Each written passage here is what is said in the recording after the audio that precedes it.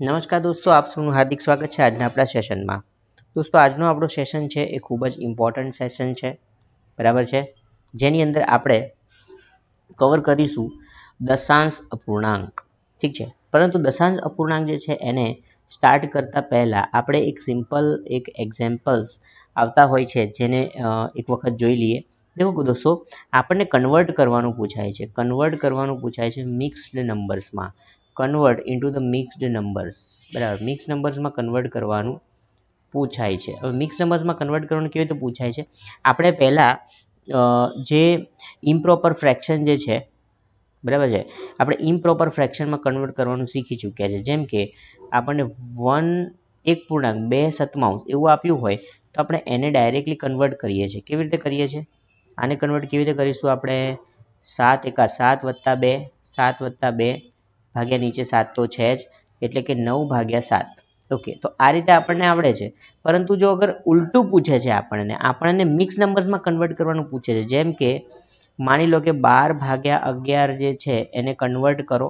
4 option આપી દીધા છે આપણને, બરાબર છે. તો પછી કેવી રીતે તમે આ જે વસ્તુ છે એને સોલ્વ કરશો? બરાબર છે. તો આને શીખવાનું આપણે બાકી છે, જે આપણે અત્યારે હવે જોઈએ છે, બરાબર. તો આમાંથી આ ફોર્મમાંથી મારે આવા ફોર્મમાં જવું છે, બરાબર છે.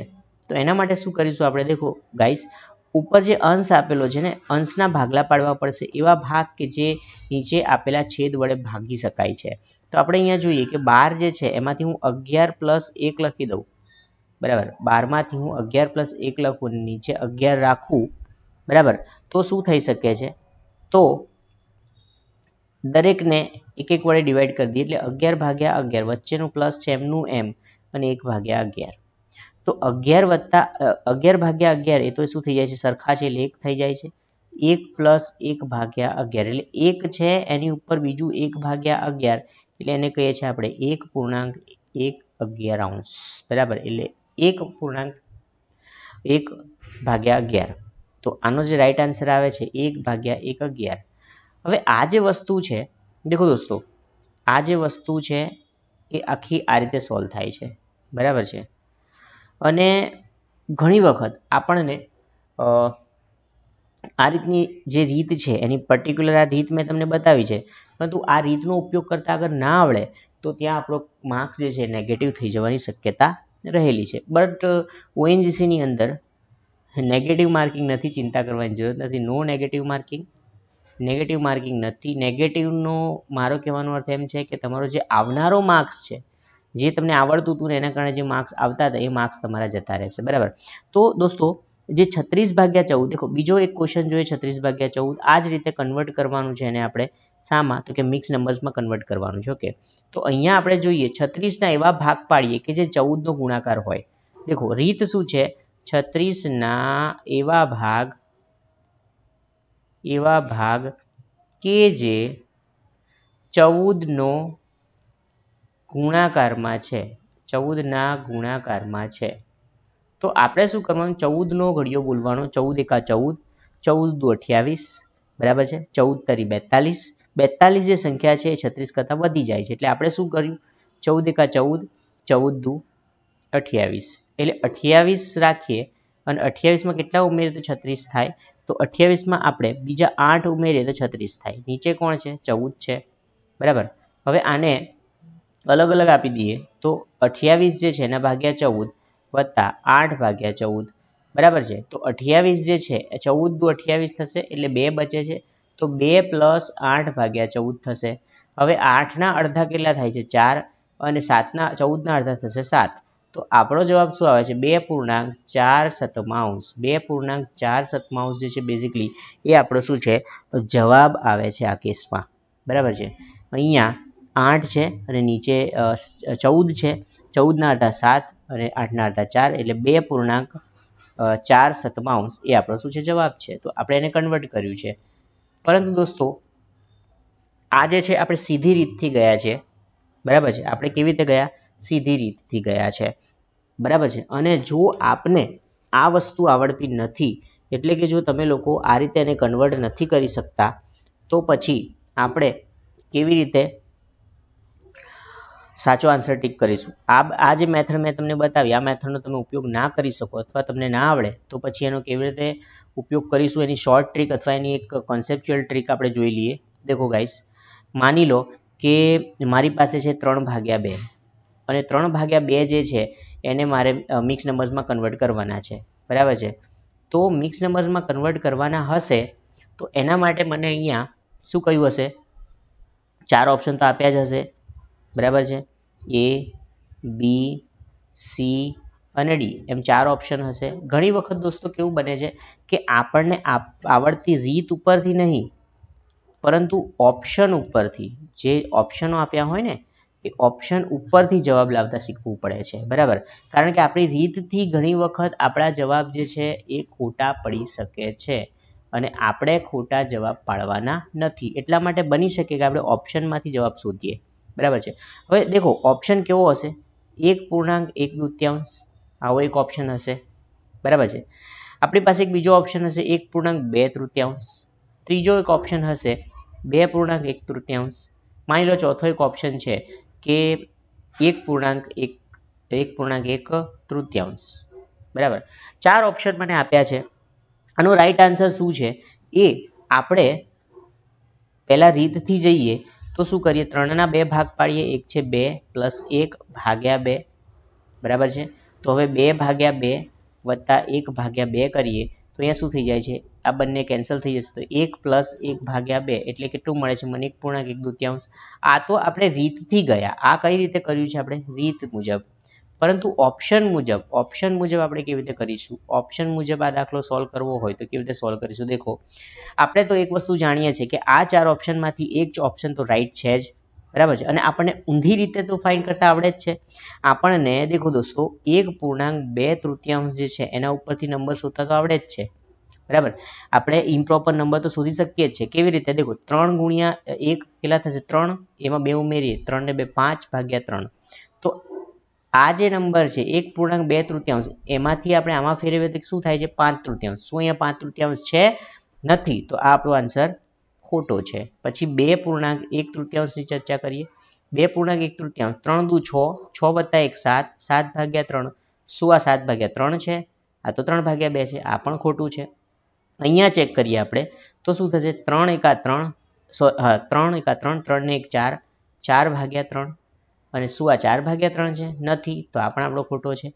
આ જે આન્સર છે રાઈટ છે. કેવી રીતે? એને કન્વર્ટ કરીએ આપણે. દેખો 1.1/2 શું થશે? 2 × 2 + 3, 2 × 2 + 1 અને નીચે 2 તો શું થઈ જશે? 3/2. યસ, તો આપણો આન્સર રાઈટ છે. એટલે આ આપણો રાઈટ આન્સર છે. સમજ પડે છે? તો ઓપ્શન 4 ઓપ્શન અજમાઈ જોવાના આપણે. આ ઓપ્શનને જોયો, આ ઓપ્શનને જોઈએ છે અને આ ઓપ્શનને જોઈએ છે અને પછી આ ઓપ્શનને જોઈએ છે.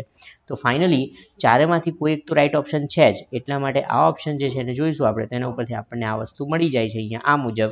તો આપણો આ જે ઓપ્શન છે એ રાઈટ છે. આ ઓપ્શન રાઈટ છે. એટલે આ રીતે 2 રીતથી આપણે કરી શકીએ છીએ. એક તો આ રીત અગર આપને ફાવે છે તો તમે આ રીતથી પણ ક્વેશ્ચન સોલ્વ કરી શકો છો અને આપણને નથી આવડતું તો તમે ઓપ્શન ઉપરથી પણ એનો આન્સર લાવી શકો છો, બરાબર છે. તો આ એક વસ્તુ મારે બતાવવાની હતી જે ખૂબ જ ઇમ્પોર્ટન્ટ છે એક્ઝામ પોઈન્ટ ઓફ વ્યૂ. ઓએનજીસીની એક્ઝામ પોઈન્ટ ઓફ વ્યૂ ખૂબ જ ઇમ્પોર્ટન્ટ વસ્તુ છે. ઓકે, મૂવ કરીએ નેક્સ્ટ ટોપિક તરફ. આપણો નેક્સ્ટ ટોપિક હવે છે જે છે દશાંશ અપૂર્ણાંક. ખૂબ જ ઇમ્પોર્ટન્ટ ટોપિક છે દોસ્તો, દશાંશ અપૂર્ણાંક. કારણ કે આ જે દશાંશ અપૂર્ણાંક જે છે આ પણ ઓએનજીસીની એક્ઝામમાં ખૂબ જ ઇમ્પોર્ટન્ટ ભાગ ભજવે છે. એના ઘણા બધા 1-2 ક્વેશ્ચન્સ આવેલા હોય છે. ઓએનજીસીનું પેપર જ્યારે આપણે રિપીટ કરીશું ત્યારે આપણે જોઈશું કે એની અંદર આ પ્રકારના ક્વેશ્ચન્સ આવેલા હશે. ઓકે, તો કન્સેપ્ટ પહેલાં જોઈ લઈએ. આખી જે રીત છે એને આપણે જોઈ લઈએ કે કઈ રીતે આપણે આનું સોલ્યુશન લાવીશું. દશાંશ અપૂર્ણાંક શું છે, બરાબર છે. દેખો દોસ્તો, ઘણી વખત તમે જોયું હશે કે કોઈ પણ એક આંકડો હોય છે. માની લો અંશ અને છેદના સ્વરૂપમાં વસ્તુ છે. જેમ કે મારી પાસે 35 છે અને 35ની નીચે 10 લખ્યા છે, બરાબર. દશાંશ અપૂર્ણાંક એટલે એક વસ્તુ સમજી લો, પોઈન્ટવાળી સંખ્યા. કેવી સંખ્યા? પોઈન્ટવાળી સંખ્યા. એટલે ત્યાંથી તમને સીધું દિમાગમાં ફિટ થાય છે કે પોઈન્ટવાળી સંખ્યાને કહે છે દશાંશ અપૂર્ણાંક. અને આ જે દશાંશ અપૂર્ણાંક જે પોઈન્ટવાળી સંખ્યા છે એના માટે આપણે બેઝિકલી સરવાળા, બાદબાકી, ગુણાકાર અને ભાગાકાર ભણવાના છે, કારણ કે આપણે જે છે અપૂર્ણાંકના સરવાળા બાદબાકી ગુણાકાર ભાગાકાર જોયા એ જ મુજબ આપણે જે દશાંશ અપૂર્ણાંકવાળી સંખ્યા છે એના માટે પણ સરવાળા બાદબાકી ગુણાકાર ભાગાકાર જોવાના છે. ઓકે, તો સૌથી પહેલાં હું તમને વાત કરું છું કે ભાઈ દશાંશ અપૂર્ણાંક જે સંખ્યા છે, આ સંખ્યા જે છે એ અપૂર્ણાંક છે. સિમ્પલ આ અપૂર્ણાંક છે. આ અપૂર્ણાંકને મારે કન્વર્ટ કરવું છે દશાંશ અપૂર્ણાંકમાં. શામાં? દશાંશ અપૂર્ણાંકમાં. તો ડાયરેક્ટલી આવો ક્વેશ્ચન પણ પૂછાઈ શકે છે કે ભાઈ દશાંશ અપૂર્ણાંકમાં કન્વર્ટ કરો. હવે દોસ્તો એક વસ્તુ અહીંયા યાદ રાખવી, ગમે ત્યારે કોઈ પણ સંખ્યા હોય છે, કોઈ પણ સંખ્યા આપણે લખીએ, જેમ કે ભાઈ હું લખું છું અહીંયા 37, 47, 127, એટલે એવું નથી કે 7 વાળી જ સંખ્યા, કોઈ બી સંખ્યા વોટ એવર, 49, બરાબર છે, 524, કોઈ પણ સંખ્યા હોય એના છેડે એનો જે એન્ડ થાય છે ત્યાં પોઈન્ટ હંમેશા હોય છે. પોઈન્ટ પછી આ 0 છે, માની લો કોઈ પણ સંખ્યાના છેડે હંમેશા પોઈન્ટ આવેલો હોય છે, પરંતુ આપણે એ સંખ્યા પોઈન્ટ પછી 0 જે છે એનું મહત્વ નથી, એટલા માટે આપણે એને લખતા નથી હોતા. આ વસ્તુ ખાસ દિમાગમાં યાદ રાખવી કે સંખ્યા જે છે એના છેડે, સંખ્યાના છેડે હંમેશા શું જોવા મળે છે? પોઈન્ટ જોવા મળે છે. સંખ્યાના છેડે હંમેશા પોઈન્ટ આવેલ હોય છે, આવેલ હોય છે. ઓકે, હવે આ જે સંખ્યા છે 35, 35ના છેડે પણ અહીંયા પોઈન્ટ આવેલો છે, પરંતુ પોઈન્ટ 0 છે. એની પાછળ કોઈ આંકડો 1, 2, 3 એવી કોઈ સંખ્યા નથી, એટલે એનું કોઈ મહત્વ નથી, એટલે આપણે લખતા હોતા નથી. પરંતુ દોસ્તો કે હવે આપણે તો એને પોઈન્ટવાળી સંખ્યામાં કન્વર્ટ કરવાની કીધી છે, આપણને અહીંયા ડેશ આપ્યો છે. તો શું કરીશું? જ્યારે પણ તમને આ સંખ્યાને દશાંશ અપૂર્ણાંકમાં ફેરવવાની પૂછાય તો આપણે નીચે જે સંખ્યા છે એ નીચેની સંખ્યામાં કેટલા શૂન્ય છે એ જોવાનું હોય છે. દેખો, છેદ જે છે, છેદમાં કેટલા શૂન્ય છે, છેદમાં કેટલા શૂન્ય છે, તો છેદમાં અહીંયા કેટલા શૂન્ય છે? 1 શૂન્ય છે. કેટલા છે? 1 શૂન્ય છે. તો જો છેદમાં 1 શૂન્ય હોય તો પોઈન્ટ એક આંકડો ક્યાં ખસે છે? ડાબી બાજુ ખસે છે, ડાબી બાજુ ખસે છે. આ ડાયરેક્ટલી હું તમને કહી દઉં છું કે પોઈન્ટ એક આંકડો ડાબી બાજુ ખસકાઈએ આપણે તો અહીંયાથી કઈ રીતે ખસે છે? દેખો, પોઈન્ટ અહીંયાથી જઈને અહીંયા જમ્પ કરશે, આ બંનેની વચ્ચે આવી જશે, અહીંયાથી અહીંયા આવે છે, તો આપણો જવાબ જે છે શું આવી જશે? 3.5. આ 10 જે છે નીકળી જશે. કેમ? કારણ કે એની નીચે એક 0 હતો, એક જ 0 હતો, એટલે પોઈન્ટ એક જ આંકડો ડાબી બાજુ ખસે છે અને જવાબ શું આવી જાય છે? 3.5. બરાબર છે. તો આ જ રીતે આપણને ઘણી વખત ઊંધું પણ પૂછાતું હોય છે દોસ્તો. આ તો આપણે સીધી રીતે જોયું. દેખો, આગળ વધીએ, જોઈએ ઊંધી રીતે. જેમ કે મને એમ કીધું છે કે ભાઈ 47, દેખો 47.1 છે, એના બરાબર કેટલા થશે? બરાબર છે, 47.1 છે. તો અહીંયા તમે જોઈ શકો છો દોસ્તો કે આ જે છે એની અંદર આંકડા 3 છે, 4, 7 અને 1, પરંતુ એકની પહેલાં શું છે? પોઈન્ટ છે. આ પોઈન્ટે મારે નીકાળી દેવો છે.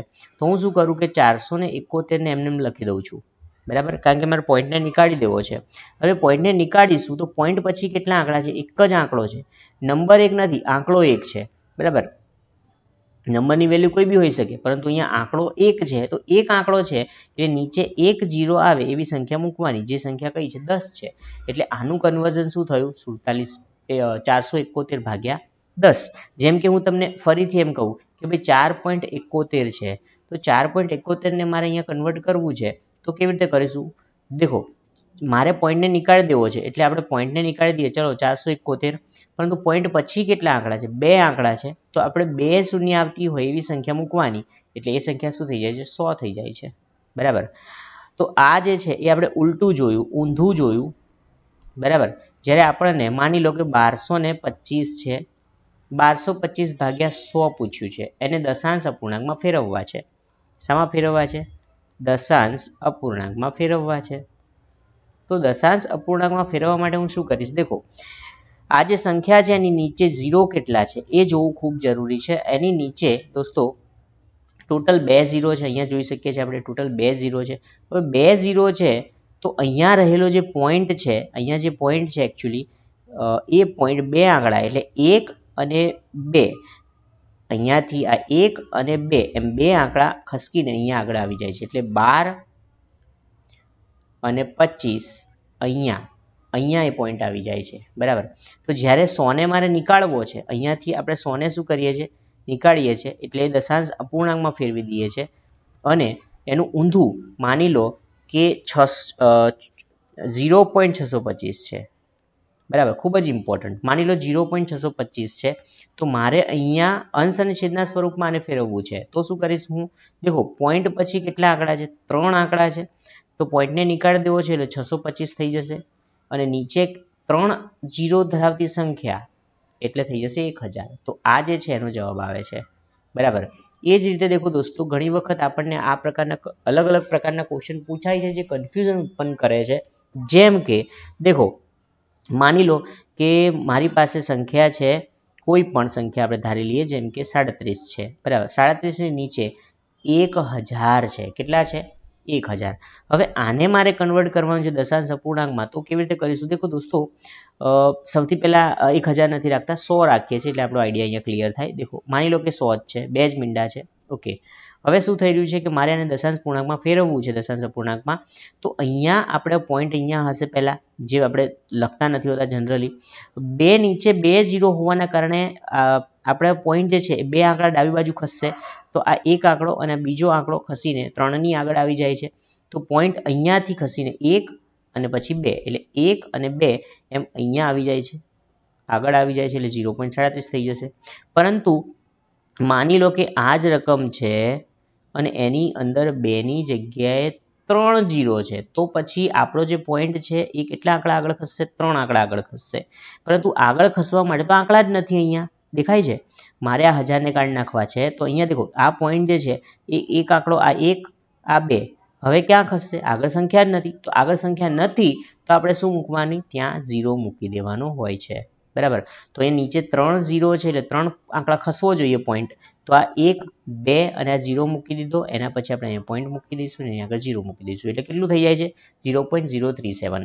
એટલે જ્યારે પણ પોઈન્ટને ખસવા માટે આંકડો જ ના હોય તો ત્યાં આપણે 0 આવી રીતે એક્સ્ટ્રા 0 આ જે મૂક્યો એ રીતે એક્સ્ટ્રા 0 મૂકવો પડે છે, બરાબર. તો આ જે છે એ એકબીજામાં કન્વર્ઝન આપણે જોયું કે દશાંશ અપૂર્ણાંક જે છે એનું આપણા જે પોઈન્ટ વગરના અને પોઈન્ટ વાળા એ રીતે કહી શકીએ આપણે. તો એ રીતના કન્વર્ઝન જે છે એમાં આપણે અહીંયા એકબીજામાં કન્વર્ઝન જોયું. ખૂબ જ ઇમ્પોર્ટન્ટ છે આ રીતનું, કારણ કે એના ઉપરથી આપણને આવા પોઈન્ટવાળા એટલે કે દશાંશ અપૂર્ણાંકના સરવાળા બાદબાકી ગુણાકાર ભાગાકાર પૂછાતા હોય છે, બરાબર. તો ઘણી વખત ડાયરેક્ટલી ક્વેશ્ચન જે છે એનું સોલ્યુશન આવી જતું હોય છે. હવે દોસ્તો દેખો કે ઘણી વખત આપણને ઓએનજીસીની એક્ઝામની અંદર કેવું પૂછાય છે, માની લો કે 5/16 પૂછાયું છે. મને શું પૂછાયું છે? 5/16. પોઈન્ટમાં જવાબ લખો. સિમ્પલ, એ લોકોએ શું પૂછ્યું છે મને? દશાંશ અપૂર્ણાંકમાં લખો, પણ અહીંયા કોઈ 0 વાળી સંખ્યા નથી, બરાબર. તો મારે શું કરવું પડશે? ભાગાકાર કરવો પડે છે. તો ત્યાં આપણને ભાગાકાર આવડતો હોવો જરૂરી છે. ભાગાકાર શીખવાનો કેવી રીતે? મેં તમને જેમ પહેલા પણ ભાગાકાર કરાવેલો છે કે આ 5 સંખ્યા 16 કરતાં નાની છે એટલે અહીંયા 0 પોઈન્ટ મૂકવો પડશે, તો આ સંખ્યા મોટી થઈ જાય છે, બરાબર. તો સંખ્યા મોટી થઈ જાય છે. હવે આપણે જો ભાગ ચલાવીએ તો અહીંયા આપણે જોઈએ કે 16 જે છે એના વડે ભાગ ચલાવીએ તો 16 એકા 16, 16 ગુણ્યા 1 16 થાય છે, 16 દુ 32 થાય છે, 16 તરી 48 થતા હોય છે, બરાબર. તો 3 વડે ભાગ ચાલે છે, 16 તરી કેટલા થઈ ગયા? 48. બચે છે કેટલા? 2 બચે છે. હજી 2 16થી નાના છે, પણ પોઈન્ટ મૂકેલો છે આપણે અહીંયા, પોઈન્ટ મૂકેલો છે એટલે 0 ઉતારી શકીએ છીએ, તો 16 એકા 16 થશે, બરાબર છે. ફરીથી 4 બચે છે અને અહીંયા આપણે 16 દુ 32 કરી શકીએ છીએ. અને આમ આ જે સાયકલ છે તો આગળ ચાલ્યા જ કરવાની છે, આમ આગળ કન્ટિન્યુ ચાલ્યા કરશે, આપણે આગળ કન્ટિન્યુ ચાલ્યા કરશે. આપણે ઓપ્શનમાં જોવાનું છે કે આપણને ક્યાં પોઈન્ટ 31 આપ્યા છે, તો આપણે પોઈન્ટ 31 આપ્યા હોય તો એ આપણો શું થઈ જાય છે? જવાબ થઈ જાય છે, બરાબર. તો આ વસ્તુ અલગ છે, આ આપણે ભાગાકાર કરીને લાવવાનું છે, ભાગાકાર કરીને જવાબ લાવવાનો છે, બરાબર, જવાબ લાવવો. પરંતુ જે મેં તમને કીધું કે ભાઈ 3 ભાગ્યા માની લો 100 છે, તો અહીંયા પોઈન્ટ તો ઓલરેડી છે જ અને નીચે તો શૂન્ય આંકડાવાળી સંખ્યા છે, એટલે ભાગાકાર કર્યા વગર, યસ, આનો ભાગાકાર કરીશું ને, આ જે છે એનો ભાગાકાર કરીશું તો પણ જવાબ તો આપણો એ જ આવવાનો છે. પરંતુ આ નિયમ ઉપરથી આપણે ડાયરેક્ટ લાવી દઈએ છીએ, જેથી કરીને ભાગાકાર આપણે કરવો પડે નહીં. જેમ કે અહીંયા દેખો 2 મીંડા છે અને અહીંયા પોઈન્ટ આગળ ખસશે, તો એક આંકડો તો છે જ, બીજો આંકડો 0 મૂકી દઈએ તો આપણું શું થઈ જાય છે 0.03 થઈ જાય છે. ઓકે, તો આનો જવાબ આ આવે છે. અને ભાગાકાર કરીશું તો પણ એ જ જવાબ આવવાનો છે. કેવી રીતે? દેખો 300 થી નાનું છે, અહીંયા 0 પોઈન્ટ મૂકીએ તો અહીંયા 0 થાય છે, પરંતુ હજી 30 થાય છે ને 30 100 થી નાના છે, બીજો એક 0 અહીંયા મૂકું તો અહીંયા હું 0 મૂકી શકું છું. તો 100 તરી 300 એ મારો થઈ જાય છે જવાબ. તો શું થઈ ગયું? 0.03 થયું. અહીંયા આવી જાય છે 0.03. યસ. તો આપણે જે આ 3/10 નિયમ પરથી લાવીએ છીએ ને પોઈન્ટ ખસકાવીને, એ ભાગાકારથી પણ આવે, પરંતુ આપણે નિયમનો ઉપયોગ કરીને સમય બચાવીએ છીએ. શું કરીએ છીએ? સમય બચાવીએ છે. અને જે આપણે આ જે રીત છે, કોઈ આંકડાઓ આપ્યા હોય ત્યારે આપણે ભાગાકાર કરીને એ વસ્તુ અગર લાવીએ છીએ તો એ આપણા માટે એક્ઝેક્ટ રિઝલ્ટ આપે છે, કારણ કે ત્યાં એવી કોઈ પોઈન્ટવાળી શોર્ટ ટ્રીક હોતી નથી. બરાબર છે.